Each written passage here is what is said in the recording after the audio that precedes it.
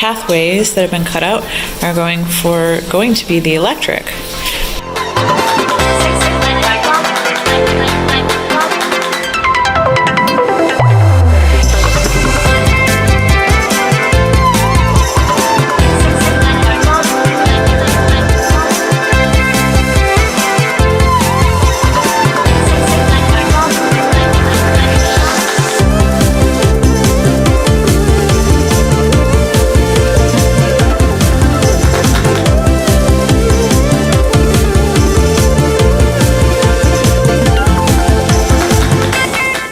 We are making huge progress. You can see there's electrical circuits going in and all over the place, and we've got an actual light inside now, which is very exciting.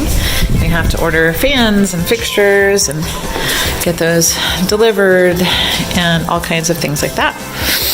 And all is well here. That's our shower. The piece of the shower has gone in, the shower turner. We need another. There's more pieces to the shower, but that is done as far as it goes. There's going to be a light there and a fan up at the top that's going to go over that and out.